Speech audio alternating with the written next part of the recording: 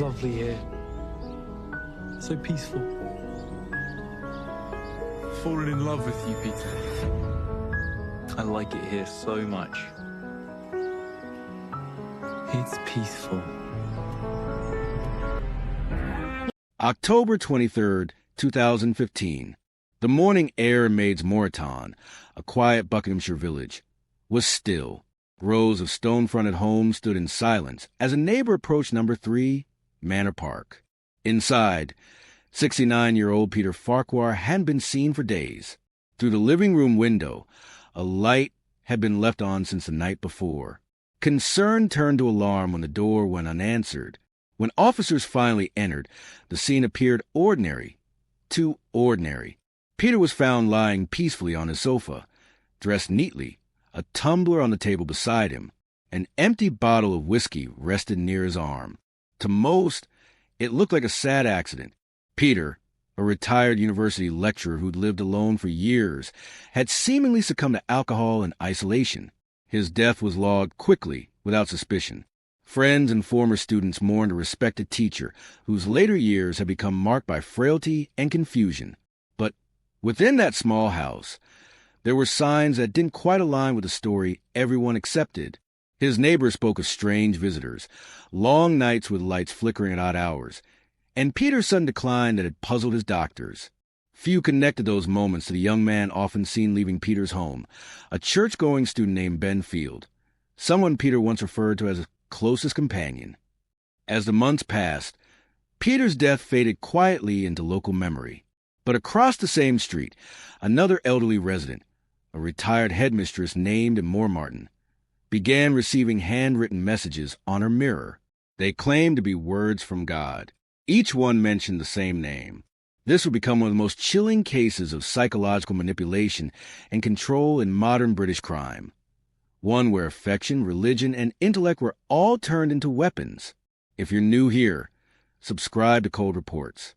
We share true investigations every day, real cases where evidence, not rumor, tells a story. Peter Anthony Scott Farquhar was born in 1946 in Edinburgh, Scotland. From his earliest years, he was defined by discipline, intellect, and devotion. Raised in a conservative, deeply religious household, he grew up under the influence of firm moral values and a strong sense of right and wrong. Those beliefs became the foundation of his identity, and a cage that often confined it.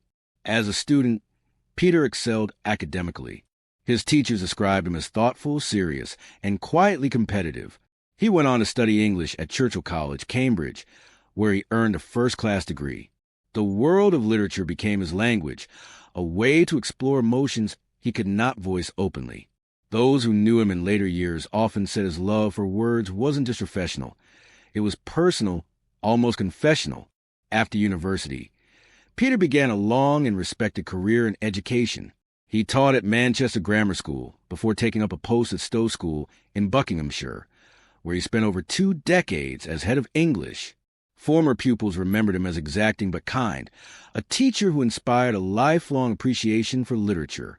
In classrooms and assemblies, he spoke often about moral integrity and personal growth. Yet privately, he battled an inner conflict, the struggle between his faith and his sexuality. Peter was open about being gay with a few trusted relatives, but in a world still hesitant to accept it, he chose restraint over revelation. He lived with his mother for many years, a decision that gave him comfort but deepened his solitude. When she passed away in 2002, his quiet house became a sanctuary and a reminder of absence.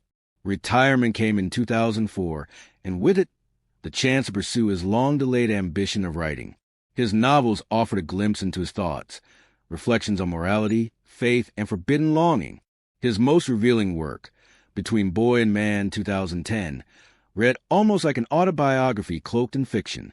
It told of a man of faith wrestling with his identity, yearning for closeness while fearing the judgment of his own conscience. By the time Peter reached his late 60s, he was respected, well-read, and profoundly alone. He maintained a disciplined routine, morning prayers, academic writing, lectures at the University of Buckingham, and solitary evenings filled with scripture and poetry. Those who saw him described him as gentle, precise, and old-fashioned in manner, someone who valued intellect as much as kindness. Yet beneath that steady routine was a man who longed for connection, not out of vanity or weakness, but from years of quiet isolation.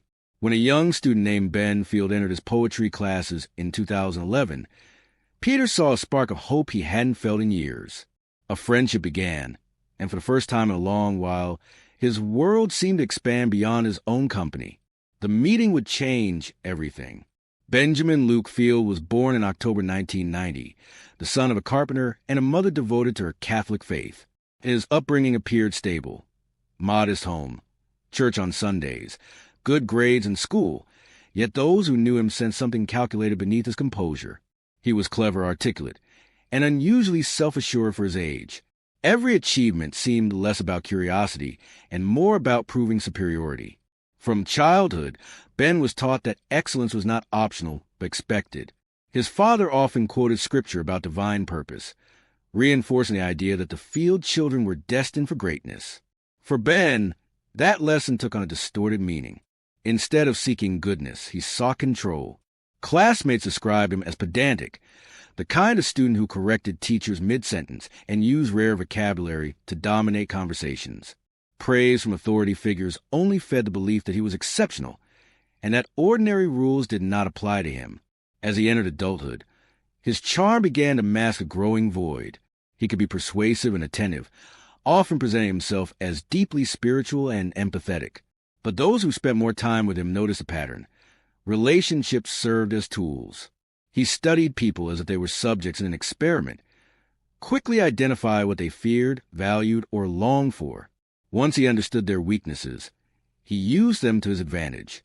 Field's fascination with power found a disturbing outlet during his volunteer work at a local nursing home. There, surrounded by elderly residents, he discovered how easily trust could be exploited. Staff later recalled that he appeared unusually invested in private conversations with vulnerable residents.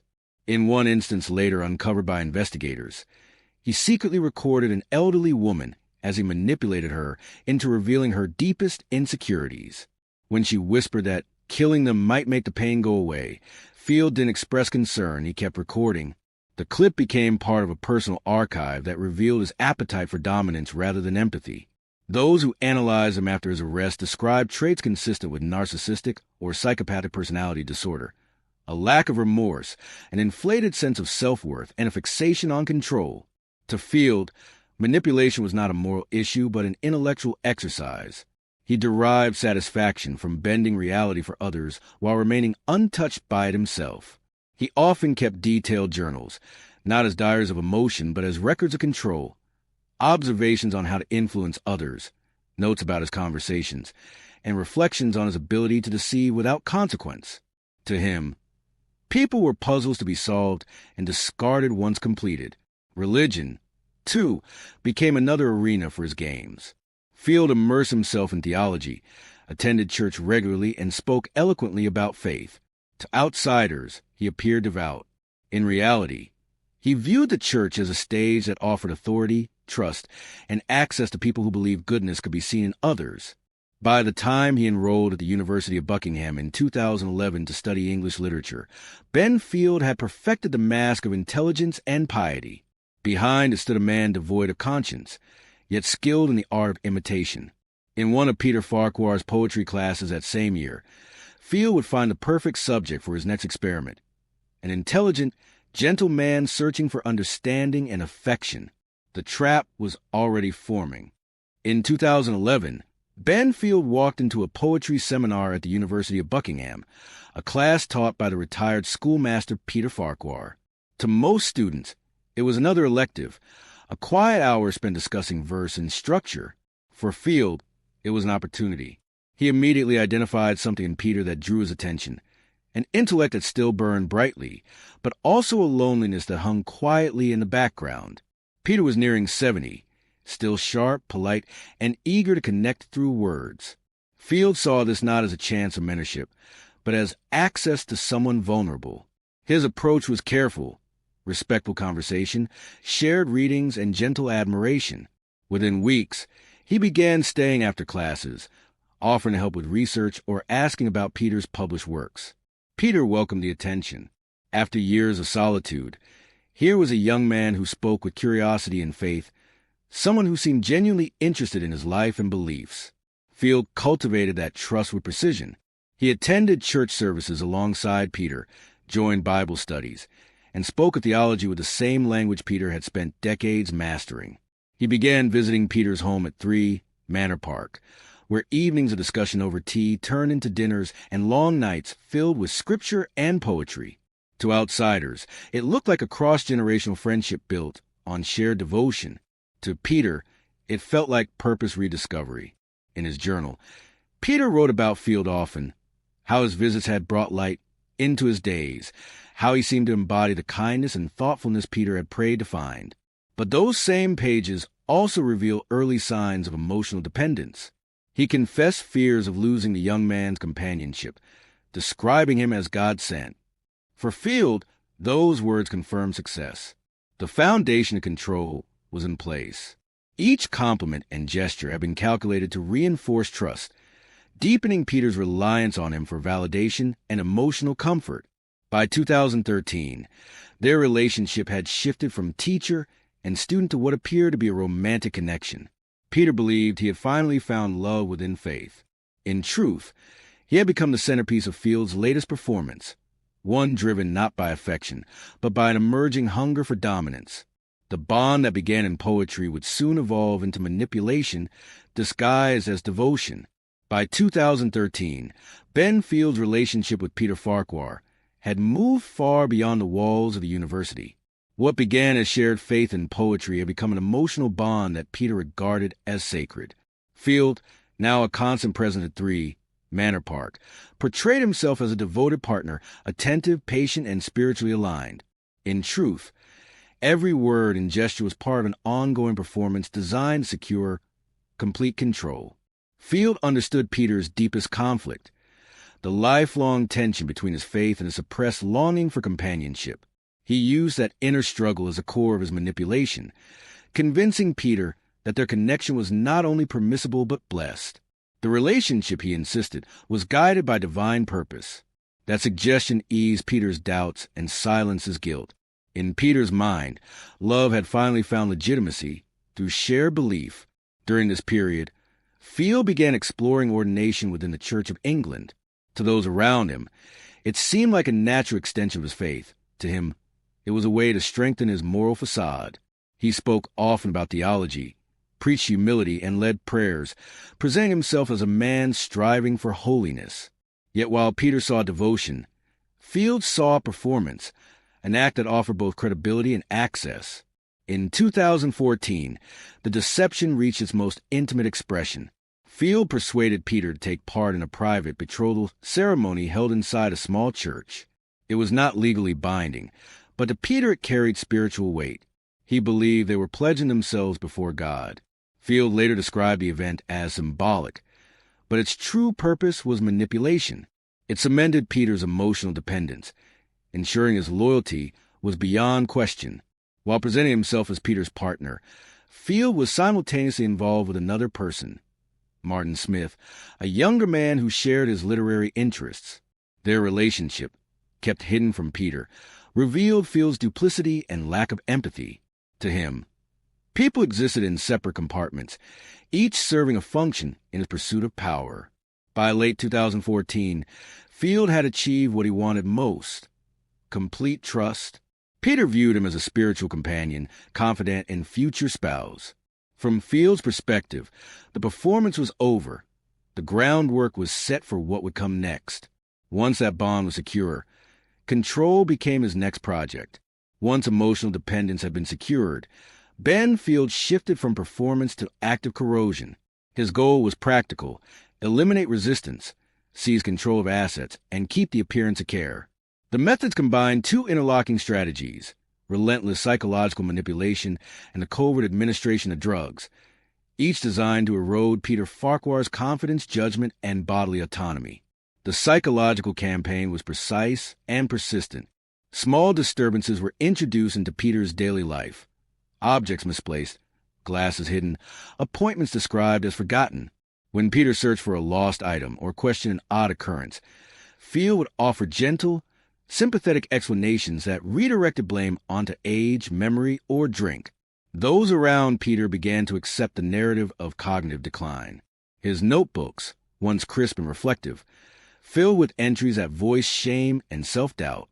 Language that had characterized a lifetime of clear thinking became tentative and apologetic. Field recorded these changes. He kept audio notes and written observations cataloging Peter's lapses, not out of medical concern, but as evidence that his strategy worked. A crucial recording later recovered by police shows Field prompting an elderly person to verbalize destructive thoughts. The clip illustrated his appetite for control rather than care. The constant undermining had a predictable effect. Peter retreated inward, stopped questioning Field's explanations, and increasingly relied on him for routine decisions. Running alongside the psychological erosion was a sustained chemical campaign. Investigators later identified high levels of benzodiazepines in Peter's system, including traces of flurazepam, a long-acting sedative. Hallucinogenic substances were also detected.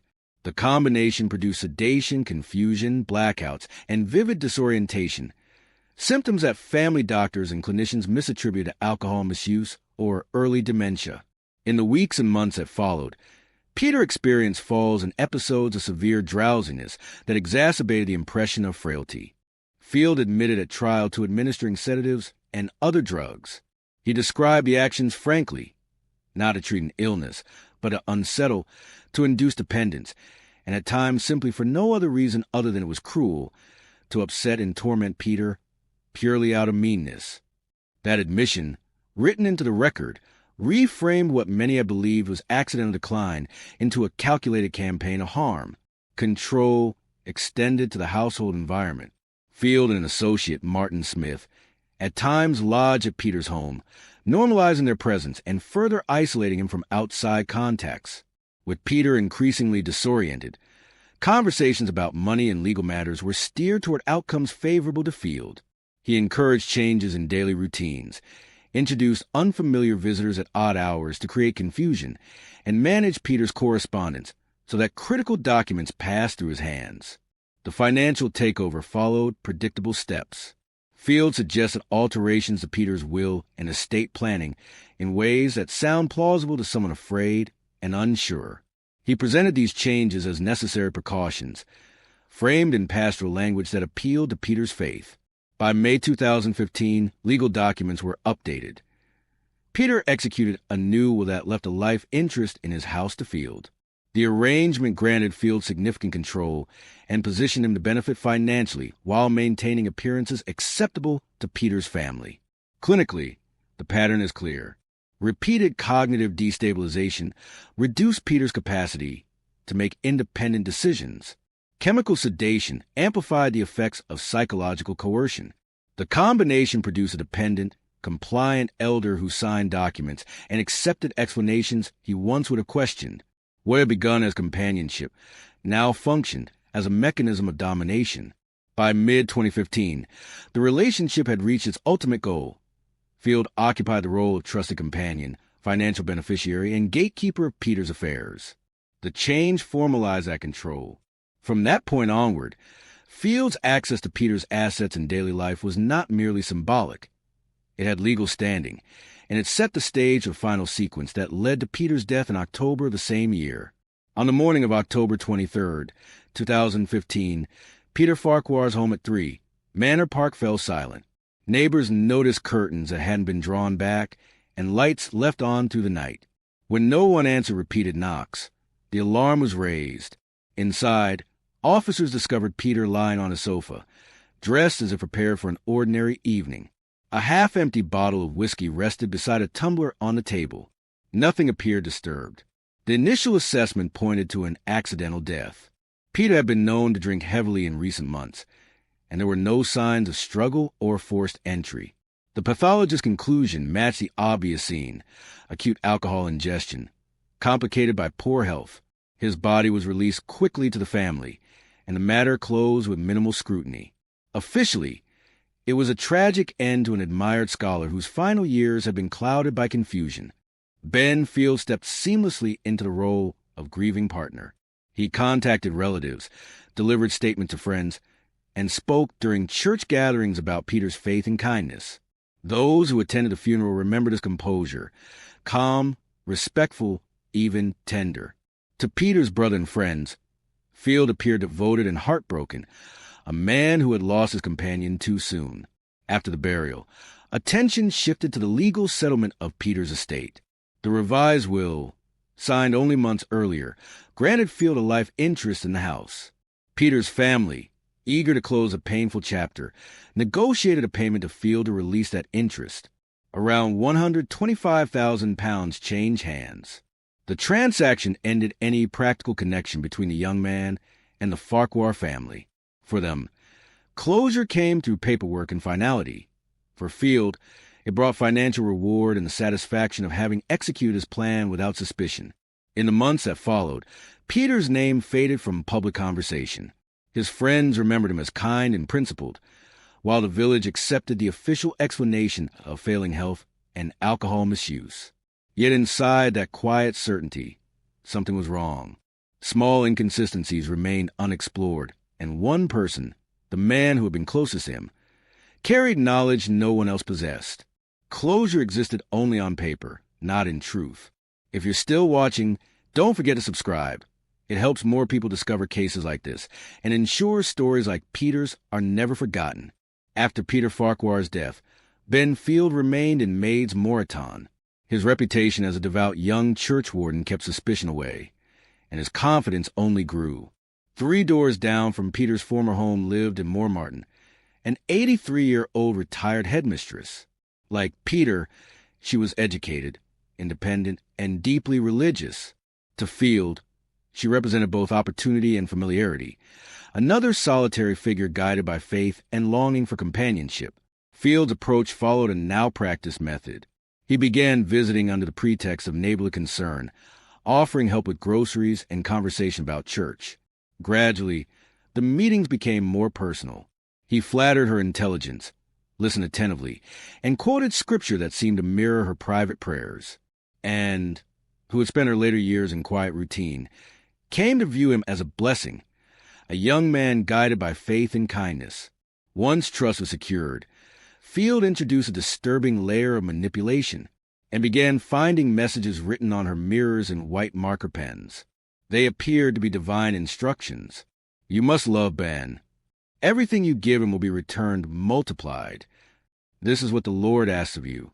Field told her these were signs from God, confirmation that their bond was spiritual. To Anne, whose faith shaped her every decision, the messages carried weight. To Field, they were another way to exercise control.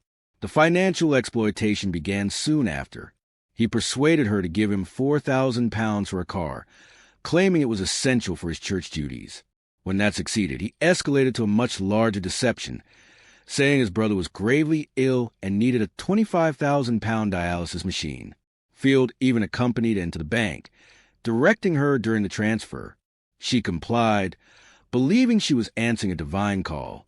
At the same time, Field pushed for changes to her will, presenting himself as the rightful inheritor of her home and savings. Their relationship became increasingly personal, and without her consent, he began recording their private moments. Footage later described in court as calculated for potential blackmail.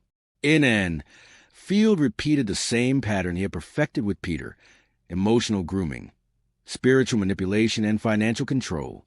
But this time his arrogance had grown. He believed himself untouchable, a conviction that would soon bring his downfall. By late 2016, and Moormarton's health began to decline in ways strikingly similar to Peter Farquhar's. She suffered dizzy spells, falls, and periods of confusion that doctors could not fully explain. To neighbors, it looked like frailty brought on by age, but the cause was more deliberate. Field had begun slipping sedatives into her food and drinks, repeating the same pattern of control he once used on Peter. When Anne was hospitalized after a sudden collapse, she found herself away from Field's influence for the first time in months. The physical distance gave her brief clarity. It was during this recovery that her niece, Sue Brown, visited. Sue noticed how nervous and hesitant her aunt became whenever Ben Field's name came up. Concerned, she asked direct questions, and the truth slowly emerged. and confessed that she had been in a special relationship with Ben, that God had sent her messages through her mirrors, and that she had given him large sums of money to help his sick brother. As she spoke, Sue realized the scale of deception. The handwriting on the mirrors, the supposed divine instructions, the withdrawals, all pointed to manipulation, not miracle. Sue acted immediately. She reported the situation to the police, detailing everything her aunt had told her. That call marked the first real break in the case. Thames Valley Police opened an inquiry into Field's conduct, at first treating it as potential fraud. Field was arrested and questioned, then released on bail under strict conditions that forbade him from contacting, and again, freed from his influence, and revised their will, removing him entirely. But the emotional cost of betrayal was irreparable. Family members said that although her physical health stabilized, her spirit never recovered. She passed away in early 2017, her final months shadowed by humiliation and disbelief at how her faith had been exploited. Her report, however, accomplished what she would never live to see. The details she shared with investigators revealed a striking resemblance to another unexplained death in the same street, that of Peter Farquhar. From that moment, police began to see a pattern that could no longer be ignored. The information provided by Moore Martin's niece triggered a large-scale investigation by Thames Valley Police, formerly named Operation Naseby. What began as a fraud inquiry quickly developed into something far more complex. Detectives noticed immediate parallels between Anne's account and the earlier death of Peter Farquhar, both elderly, religious, and living within a few doors of each other. Both had rewritten their wills in favor of the same young man, Ben Field.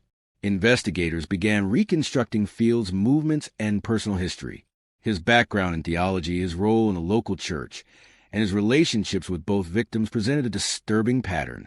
Officers obtained warrants to search Field's home and his shared flat. What they found transformed the investigation. Among his possessions were detailed journals documenting his relationships with Peter and Anne. The entries were analytical, describing not emotions but tactics, notes on which drugs had been used, comments about psychological control, and calculations of the money he expected to gain. These writings left no doubt that the manipulation was deliberate. Photographs stored on his devices showed the mirror messages in Anne's house, confirming that Field had staged them himself. Alongside these images, police found lists of substances and dosages, including references to sedatives later matched to those discovered in both victim systems. Forensic teams recovered small vials and pill containers consistent with benzodiazepines and hallucinogens. The next step was to re-examine Peter Farquhar's death. Detectives obtained permission to exhume his body for toxicological analysis. The results were decisive. Significant traces of sedatives and psychoactive compounds were still present in his remains, proving that Peter had been systematically drugged in the months before his death. What had once been treated as a tragic accident was now categorized as homicide. One final discovery provided direct physical evidence of Field's presence at the moment of death. A tumbler found beside Peter's sofa, the same glass originally believed to have held whiskey, contained Ben Field's fingerprint. Combined with the toxicology results in his own writings, it created an unbroken chain of proof. In January 2018, officers arrested Field for a second time, this time on suspicion of murder. During his arrest, he remained composed, almost detached. When told the charges, he reportedly smirked and said, "I think I'm going to get away with this." That remark became emblematic of his arrogance. A man so certain of his intellect that he believed he could outthink both law and evidence. Operation Naseby had exposed his pattern of deception. What remained was to present it in court. In January 2019, the case of Ben Field reached the Oxford Crown Court, attracting national attention. The courtroom became the stage where 2 years of evidence, diaries, toxicology reports, and digital records would be examined in detail. Prosecutors described Field as an intelligent manipulator who used affection, faith, and trust as tools for exploitation. The prosecution, led by Oliver Saxby KC, presented a narrative of sustained deceit. They argued that Field had targeted Peter Farquhar for both financial gain and psychological gratification. Through a calculated process of gaslighting and drugging, he had destroyed Peter's health and fabricated a scene of accidental death. Field's journals were read aloud to the jury, including lines that revealed self-awareness of his actions and an absence of remorse. Prosecutors emphasized that this was not an impulsive act, but a structured campaign motivated by control. The court also heard about in Mormartin the second intended victim, the mirror messages, the forged divine revelations, and the coercion to transfer money all demonstrated a clear continuation of Field's methods. The prosecution highlighted how Anne's discovery and her niece's intervention prevented another potential fatality. Field's defense, however, attempted to reframe events. His legal team conceded that he had deceived both victims and administered drugs, but denied any intention to kill. Field admitted to what he called torment, claiming it was psychological manipulation, not murder. His argument rested on the assertion that Peter's death resulted from his own drinking and despair, not from deliberate poisoning. He maintained that Peter had voluntarily consumed alcohol and medication, unaware of their danger. Over several weeks, the jury listened to witnesses ranging from forensic specialists to Peter's family and former students. They examined Field's double life. A churchwarden preparing for priesthood, secretly engaged in acts of cruelty. Co-defendant Martin Smith, who had lived with Field at Peter's home, faced charges of conspiracy and fraud. The evidence against him was weaker, portraying him as compliant rather than controlling. After deliberating for more than a week, the jury reached its conclusion. In August 2019, Ben Field was found guilty of murdering Peter Farquhar, guilty of multiple counts of fraud and burglary, and not guilty of the attempted murder of Mormartin. Martin Smith was acquitted of all charges. When the verdict was read, Field remained expressionless. The judge described him as a driving force, a manipulative figure who thrived on deceit and believed himself untouchable. The case had finally stripped away the mask he had worn for years. Following the verdict, Ben Field returned to the dock for sentencing before Mr. Justice Sweeney. The courtroom, filled with Peter Farquhar's relatives and former colleagues, fell silent as the judge read his remarks. Field, he said, was a manipulator without conscience, motivated by greed, control, and the gratification of power. The judge outlined a depth of deception, how Field had infiltrated Peter's life under the guise of affection, poisoned him slowly, and turned his death into theater. He called a crime of exceptional cruelty carried out with calm calculation. For Peter's family, it was an acknowledgement of what they had long suspected, that the man who had mourned beside them had been responsible for the tragedy all along. Ben Field was sentenced to life imprisonment with a minimum term of 36 years. The decision meant he would likely spend the rest of his life in custody. Martin Smith, found not guilty, was released immediately, though his association with the case followed him beyond the courtroom. Field showed little reaction as the sentence was handed down. There was no apology, no visible remorse. For investigators, it confirmed what they had observed from the beginning. A man incapable of empathy, convinced that intellect placed him above consequence. In 2021, Field appealed his conviction, arguing that the jury had been misdirected. The Court of Appeal rejected the claim, upholding both the conviction and sentence. He was ordered to sell the apartment purchased with stolen funds, and the proceeds were returned to Peter's estate.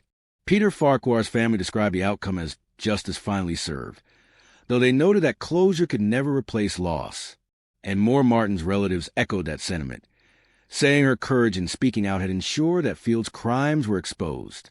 Today, Ben Field remains in prison, a man who once saw control over others now living under complete supervision. His victims, though gone, are remembered for their kindness, intellect, and faith. Field believed manipulation would grant him freedom. Instead, it became the reason he lost it. Peter Farquhar's story is one of quiet tragedy, not because he trusted, but because his kindness was exploited. He lived a life of purpose, guided by faith, intellect, and restraint. His search for companionship was not unusual. It was deeply human. What he could never have imagined was that the same trust he extended in love would be used as a weapon. And Mormartin's courage ensured that truth emerged. Her willingness to speak, even in confusion and heartbreak, exposed a pattern that might otherwise have continued unchecked. Both victims shared the same qualities that made them exceptional teachers: empathy, generosity, and a belief in redemption. Those same virtues were the ones Ben Field turned against them. Field's conviction revealed more than the details of a single crime. It exposed how manipulation can exist undetected behind charm and faith. It showed that evil does not always reveal itself through violence. Sometimes it hides in intellect, persuasion, and calm composure. Justice, when it arrived, was built on the persistence of family, investigators, and those who refused to accept a convenient story. Peter and his legacies now serve as a reminder that truth can survive deceit, and that integrity endures even when it is betrayed. Do you believe justice was truly served in this case? Share your thoughts below. And if you're new to Cold Reports, subscribe to stay with us as we examine more true investigations every day. Thank you for watching.